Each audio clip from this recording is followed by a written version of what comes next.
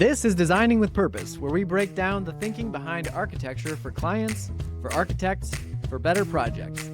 I'm your host, Kyle Stuart, talking with the team at Thrive Architects about what actually drives great design. Let's get started. Welcome back to another episode of Designing with Purpose. Thanks everybody for joining us. I'm excited for another episode. Today we've got Jeremy Bartlett, the firm principal at Thrive Architects, and then we have Jeff Stowe as well in the studio today. In just a second, I'll let him introduce himself and tell you his role at Thrive. But today we've got another great topic coming at you, talking about the quality control aspects of architectural design and the way that Thrive weaves it into their design process, and some of the things as a client you may want to watch out for when you're hiring an architect to do your project. If you're an architect, take a listen to what Thrive has to say in terms of how they structure their quality control process. And it's not so much about the quality control as it is about the structure of the team and the way they do things. So we're going to get into all of that today. But Jeff, why don't you, since this is your first time on the show, why don't you just give an introduction to yourself and your role at Thrive? Sure. I have been with Thrive for 3+ years now. I'm a project architect and lead up the Madison office for Thrive, and ready to get into it with you, Kyle, and Jeremy as well. We're glad to have you here, Jeff. So the reality is that a lot of times quality control can be thought of as something that happens at the end of a project. But if that happens, you become more reactive as opposed to proactive with the quality control of a project. So can you guys talk about, can quality really be checked at the end, or is it more something that needs to be baked into the project? Yeah, I'll start out here, I guess. go for it. I think, quality starts from day one after we get a job. We're constantly thinking about what that means as far as putting details together. I'm always emphasizing that, how does something get built? How do we show that on paper? And we try to instill that with our team. And then as far as our drafters go and our project managers, I guess here at Thrive, we're set up with, we've got 3 different offices, so that presents some challenges, but we're all available via Teams, and I communicate with the other project managers in the Waukesha and Appleton office.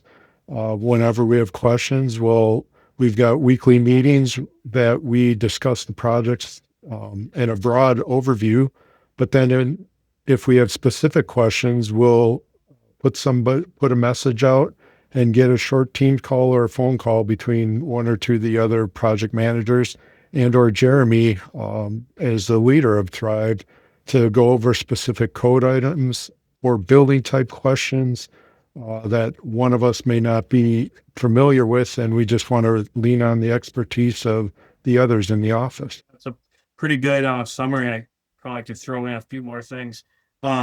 We have like a specific checklist that we give to each of the individuals working on the team, and that's a sheet by sheet checklist, kind of like, for example, starts off with like building elevations. Are you showing gutters? Are you matching up the grades? Do you have elevation tags? Are you providing dimensions to the tops of windows? And it's just a full checklist of what should be on the drawings. It kind of gives that trigger. Not everything always applies to it, but at least it allows the drafter or the team lead that's working on that checkpoint.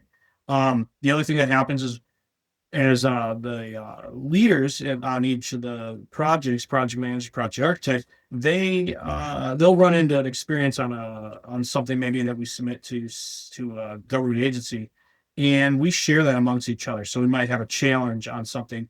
We'll share just little information bits. We'll send out an email to each other and just say, hey, just so you know, I just ran into this. The state just updated their application for this process. Make sure you guys are aware of that, so that when you submit next time, you got the right paperwork or application. I've saved it down in this folder, so on and so on. So we have all those layers, and then we have additional layers. So because quality control is super important, and I'll get into some more of that in a little bit. But towards the end of the project, like you said, Kyle, we don't want to depend on that mad rush at the end because we're always struggling with time when we get to the end.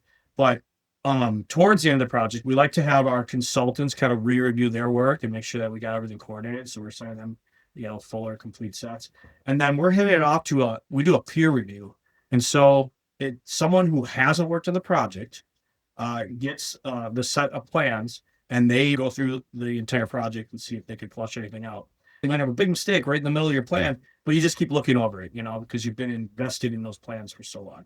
Those are a few things we do to help we elevate our design documents so that when we issue them, we're not doing a bunch of change orders and things out in the field. So there's a lot of layers to the quality control. It sounds like communication between team members is a key component of that you guys implement into your process. You mentioned, Jeremy, peer review. Is that standard procedure for most projects, or is that unique to Thrive? Well, I can't say so for most projects. For all of our projects, yes. For most of our competitors or other architects, I don't really know what they do, and that's why we're putting this out there. This is what works for us.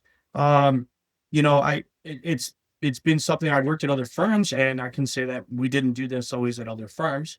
Am I unique or original in coming up with this? I'm sure I'm not. I'm sure people will comment below on ideas they have and processes they come up with. But where I took this from was actually an insurance seminar. So liability insurance and how to protect your firm and your from making mistakes, and they recommended implementing a peer review. And I thought that at that moment was a genius idea. And so I said, I really got to start doing that as a company. I think it's helped us a lot. The biggest thing is architects struggle with, they do these projects, they rush them out the door, they get out to the contractor, and then there's gaps in the plans. There's things missing. There shouldn't be, right? We're all perfect. But there's always some gaps. And so what you don't want to do is have your team working on, the next project, which we're starting up at the office, and then have this project that's under construction out in the field constantly taking away hours from your team. Now our focus isn't on our next client, next project, next design. We're still back working on and stuck with things that went off hastily, and we're trying to correct that. So the peer review isn't just, it isn't just a great service to the client. It isn't just to protect your liability. It's also to make your company more efficient, run smoother, and generate better profit and revenues.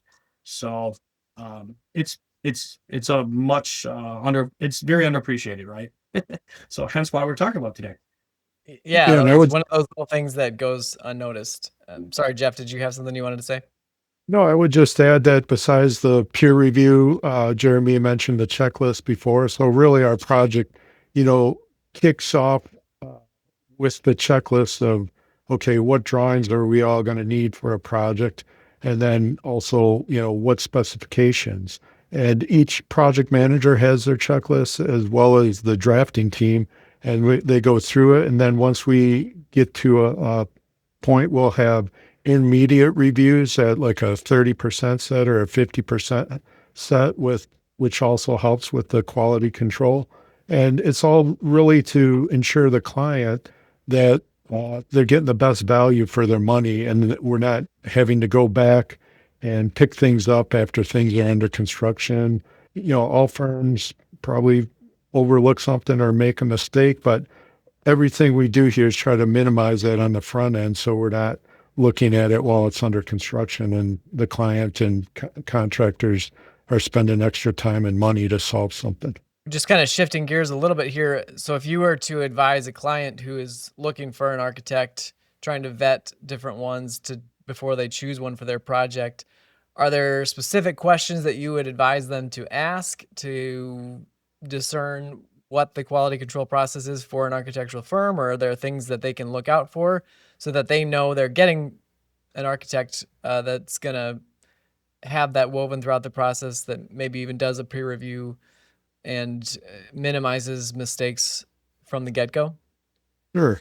I think, at minimum, clients should ask whatever architect they're looking to hire is, do you guys have, a quality review process, or what do you do as a team to assure quality control?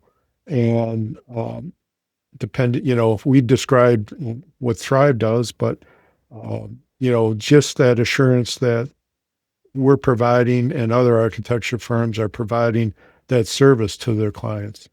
I'll add one more thing to it. It's an overlooked quality control item that is going on in every firm. It's something we encountered, and I tried to kind of implement a little bit of a policy to make things work a little smoother. And that is we write contracts to every client, right? And we have in those contracts, the terms are a little different for every client. So one client, maybe the services are to provide 3D rendering or, they're to provide surveying or something like that. Another client doesn't have those services. So it's really important that the project managers and project architects are really looking at those contracts which are available to them in the office and making sure that our services match up with what we're actually doing on the project. And it sounds like common sense, right? But our projects are really complex and there's a lot of levels to these projects. And oftentimes you'll find, especially as further grows and there's more people involved, a client can maybe ask for something that isn't in the contract. And it's knowing when to say, hey, that's not in our agreement. We can do that, but it's extra services. Or sometimes a client doesn't really know what they need. And we need to make sure we tell them, hey, we got this in the contract. We're making sure we're covering you. We're going to take care of that.